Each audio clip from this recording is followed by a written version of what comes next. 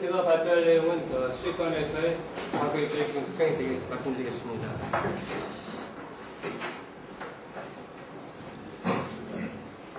실제 역사적으로 살펴보면 르메틱 환경이 적용된 것은 고대 로마와 또한 중국에서 천연가스를 배낭을 이용해서 이송했다는 것이 알려졌지만 실제적으로 상업적으로 가장 처음에 사용된 것은 19세기 말 영국에서 곡물 이송에 이제 사용되었습니다. 그 이후로 이제 르메틱 환경이 많은 곳에 적용되고 있는데 최근에 보고된 것 중에서 몇 가지만 정리해봤습니다. 그래서 석탄 입자, 40mm 크기 입자까지를 한 3m, 높이 한 300m까지 수송하는 것이 보고되었고, 그 다음에 다양한 물질을 최대 3000m까지 르메틱 컴비하는 것이 보고되고 있습니다. 저희 이제 철강업계에서는 이제 시드코메 프로세스라고 분광하고 석회석을 2단의 사이클을 통해서 약 800도까지 기승건조하는 것이 현재 파일플랜트 실험이 수행되었고, 덴마크에서, 벨기에에서 현재 연체 시험 활동이 상용화 플랜트가 올해 착공되었습니다. 이러한 르메틱 컴비잉의 장점과 단점은 다음과 같습니다. 장점은 다양한 물질을 이송할 수 있는 것이 있고, 그 다음에 중간에 밴드를 사용해가지고 수직 수평으로, 그래서 자유롭게 이제 이송할 수 있는 장점이 있습니다. 그리고 유지비와 인건비가 적게 들고, 하나 무슨 광석을 사용한 기송장치를 다른 석탄이나 석회석에 사용할 수 있는 그런 멀티필, 다양하게 사용할 수 있고, 자동화하고 컨트롤이 쉽다는 장점이 있습니다. 이에 관해서 르메틱 컴비잉이 압력 차에 의해서 이송하는 거기 때문에 전력 소비가 높고, 그 다음에 밴드 부분에서 장치의 마모나 부식이 일어날 가능성이 높습니다. 그리고 이제 거리가 아까 3,000m까지 보고됐다 하지만 보통 한 1km 이상, 1km 이내 내에서 이상이 되면은 르메틱 컴비잉하기 좀 어려운 단점이 있습니다.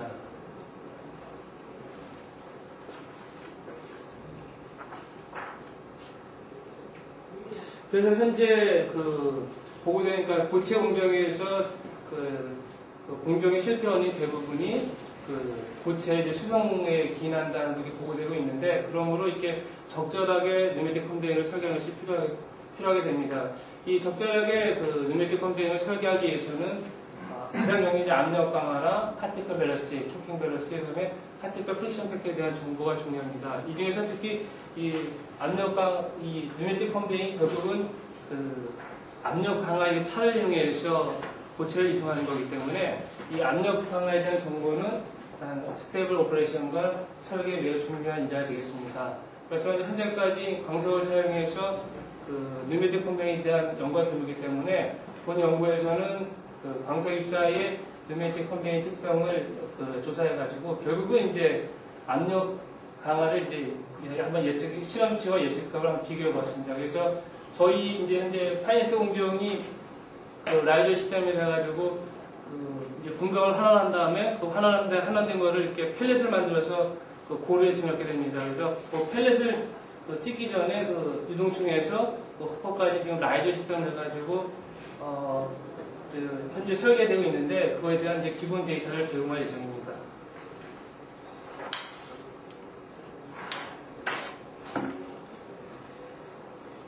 거기 이제 책자에 나온 장치가 이제 조금 이런 형태로 변화가 되었습니다. 처음에는 이제 저희 파이낸스 장치의 입자의 주입이 이렇게 로타리 밸브를 사용했기 때문에 이제 로타리 밸브 타입 형태로 장치를 한번 만들어 봤습니다. 그래서 장치는 크게 최대 500루베짜리 이제 컴프레서에서 에어가 드라이를 거쳐서 라이저로 주입하게 되고, 그 다음에 이제 광석은 호퍼 지정되었다가 로타리 밸브에서 원하는 양으로 라이저를 주입하게 됩니다.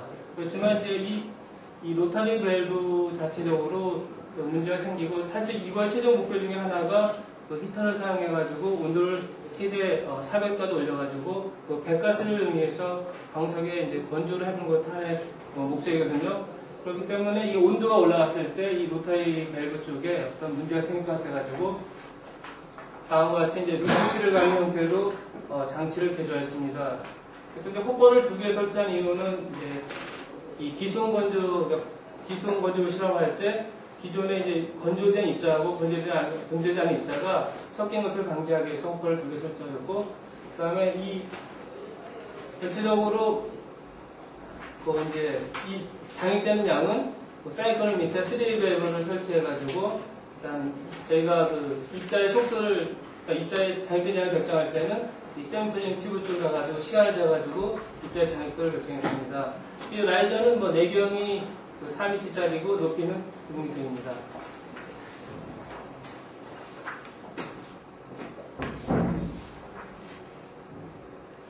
사용된 입자는 호주산 하마실 방석으로서 평균 입금은 한 338 마이크론입니다. 그렇지만 최대 2mm까지 좀 브로드한 입자고요. 그 밀도는 4,500입니다. 그리고 이제 터미널 밸러스는 2.74고 이제 초킹 밸러스가 5.74인데 실제 저희가 그 뉴매틱 컨베잉에서 조업 변수를 잡을 때 보통 초킹 밸러스에 최소 1.5배를 잡습니다. 왜냐하면 초킹 밸러스에서는 그 압력 변화가 심하기 때문에 그래서 기체 유속은 약 8.7에서 현재는 실험은 이제 11.4m/s까지 됐는데 이후에 30m/s까지 내려서 실험할 예정입니다. 그리고 솔리드 플로우 레이트는 0.75kg/s 이하, 그래서 플럭스는 한 150km/s로 이하로 지금 주입했습니다. 그리고 온도도 한 400도까지 이거는 실험할 예정입니다.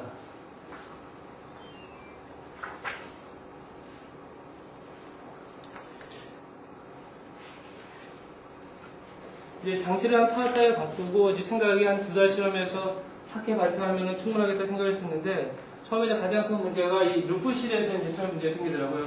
그래도 개인적으로 뭐 한 박사경제 루프실을 했기 때문에 이게 쉽게 생각했었는데 초기 이제 뭐 우리가 FC나 모래 같은 경우 루프실을 이제 조업할 때 이 밑부분에서 아까 뭐 김성원 박사도 얘기했지만 이 이동 뭐 한 2UMF나 3UF 정도 아니면 뭐 1.5F에서 여기 이동화시키면서 저희 이제 실험실에서 실험할 때 2.5배 정도 이 다이아의 높이에 비가 2.5배에서 주입할 때 가장 희적이라고 이제 저희가 이제 했었는데 그런 식으로 이제 루프실을 하니까 그 광석이 일정하게 주입되지 않았습니다. 이 중에 하나가 이 광석 입자가 그룹 D 입자로서 아주 유동성이 되게 좋은 입자는 아니거든요. 그래서 최소 유동화 습도 이상만 되면은 기포가 생기고 바로 슬러가 생겨가지고 이쪽으로 가스만 넣으면 여기서 슬러가 생겨가지고 한 2, 3분 광석이 주입해서 아예 광석이 주입이 안 되는 경우가 계속 발생했습니다. 그래서 생각했던 것이 여기 칸을 만들어서 아예 이쪽 부분에는 입자를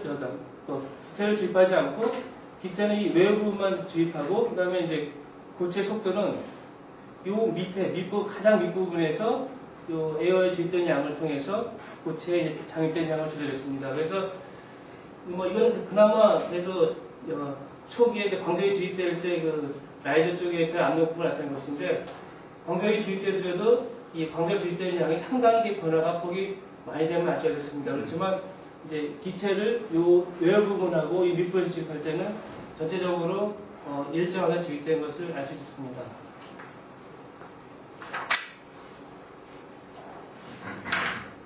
그래서 이제 이것은 그 기체 유속을 11.6m/s 일정하게 유지하면서 장입되는 양을 증가시켰을 때 그 기성관 내에서 걸리는 압력을 한번 나타낸 것입니다.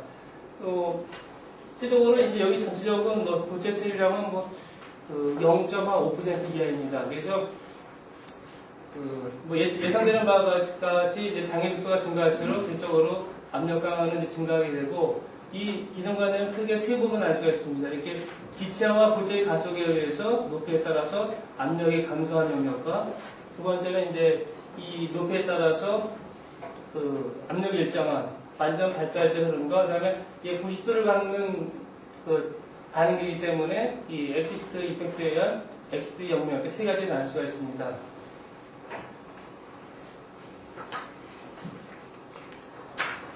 그래서 결국 뭐 그 뉴매틱 컨베잉이 이 연구의 목적 중에 하나가 그 델타 P가 어느 정도 걸리냐기 때문에 실험뿐만 아니라 이제 이론적으로 이제 델타 P를 구하는 것을 한번 만들어 봤습니다.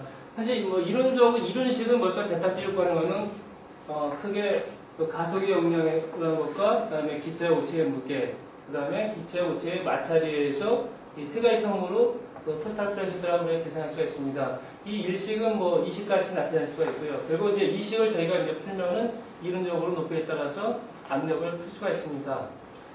이식 같은 경우 이제 완전 발달된 흔 같은 경우는 가속 용력이 제로가 되기 때문에 높이에 따라서 솔리드 벨로시티하고 기체 벨로시티가 제로가 되기 때문에 30까지 나타낼 수가 있습니다. 그리고 이제 보이디지는 40까지 이렇게 일반적인 저 시계에서 구할 수가 있고, 그러므로 이제 이식하고 30에서 우리가 높이에 따른 그 압력값을 계산하기 위해서는 그 프릭션 팩터하고 그 다음에 이 솔리드 벨로시티에 대한 우리가 솔리드 벨로시티에 대해 그 다음에 높이에 따른 이 솔리드 벨로시티를 알고 있으면 구할 수가 있습니다. 특히 이제 완전 발달 흐르면서 솔리드 벨로시티는 그 슬립 벨로시티에 의해서 구할 수 있는 걸로 이론적으로 알려져 있습니다.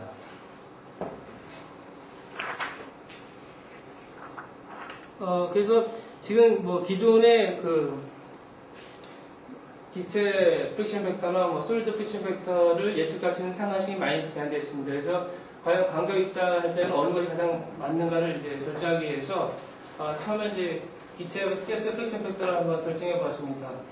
그 가스 프릭션 벡터 같은 경우는 이제 기체만 주입하면서 델타 P를 우리가 이제 측정이 됩니다. 그러면 기체만 주입하는 경우 델타 P는 다음과 같이 기체의 스테이틱 헤드하고 기체의 프릭션 벡터의 합을 구할 수가 있습니다. 그래서 저희가 이거는 실험적으로 구한 값이고요. 결국 여기서 우리가 이제 FG는 이 수가 제한 상관식을 한번 넣어가지고 계산해 봤는데 여기 이 타선에 잘 이렇게 심벌이 온다는 이 수에 의해서 제한된 식이 계산식과 실험식이 잘 맞는 것을 의미하고 있습니다. 그래서 이 기체 프릭션 벡터는 수가 제한한 상관식을 사용했습니다.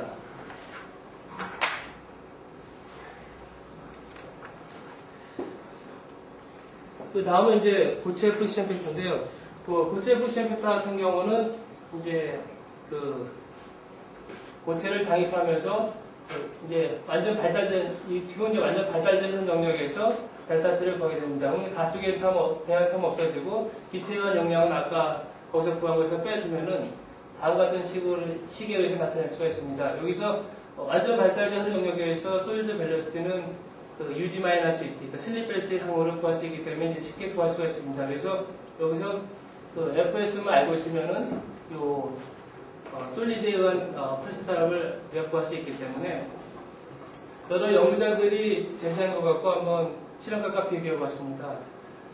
보통 이제 코노의 사이트와 양에 의한 것이 잘 맞는다고 보고되고 있지만 저희 광석입자 같은 경우는 그 코노의 사이트라도 양이 제한하는 식으로 해서 값을 계산하면 이 계산된 값이 실험값을 상당히 이제 언더 에스티메이트하는 것을 볼 수가 있습니다. 이에 반해서 반스와지 등이 제한하는 식은 그래도 실험값을 잘 예측하는 걸 알 수가 있습니다. 그래서 델타 P를 구할 때 솔리드 프릭션 팩터는 반스와지 등이 제한하는 식을 사용했습니다.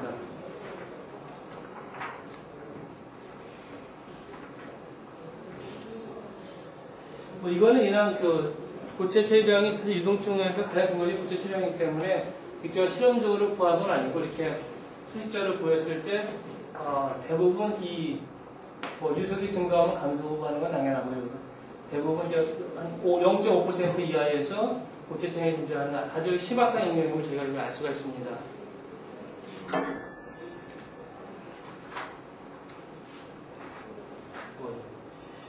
죄송합니다. 시간이 꽤 많이 하네요. 그래서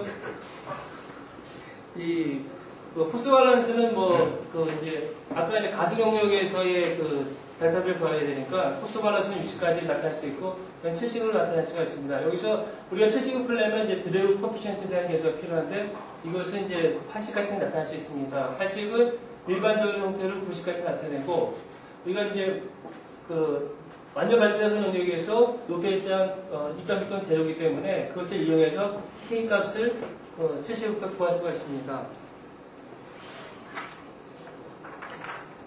그럼 이제 K 값을 70에 대입되면 12식처럼 구할 수 있고 이 12식은 이제 결국 이니셜 컨디션을 이용해서 룬지쿠타 메서드로 해서 구할 수가 있습니다. 그래서 12식에서 만약에 프릭션 팩터를 일반 우리가 CF 팩트 프리저들처럼 고려하지 않는다면 14식까지 나타날 수 있습니다.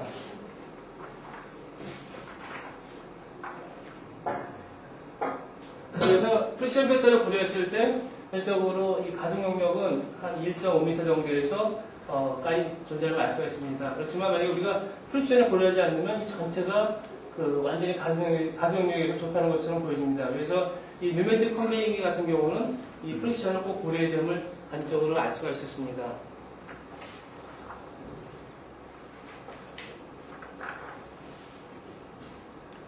이런 입자 속도 같은 경우는 일정한 유속에서 이러한 입자 장애 속도에서는 큰 영향을 받지 않았지만 빛의 유속이 증가할수록 조금씩 증가함을 알 수가 있었습니다.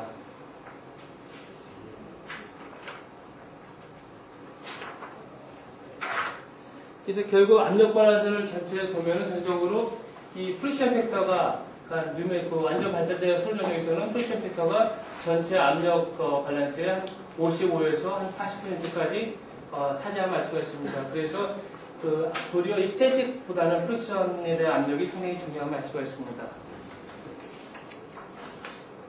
그래서 결과적으로 이제 말씀드리자면은 그런 여기서 이제 실험적으로 아까 구한 값들과 그다음에 가스 프릭션 팩터, 솔더 프릭션 팩터, 그다음에 가속 용력의 수식을 이용해 가지고 우리가 이 뉴매틱 컨베이어에서 압력 그것을 한번 예측해 보았습니다. 이쪽은 이제 XT 이펙트는 아직 고려되지 않기 때문에 잘 못 맞추겠지만 전체적으로 이 XT 이펙트를 제외한 나머지 용력은 실험치를 그래도 이름치가 잘 접근해 가면 알 수가 있었습니다.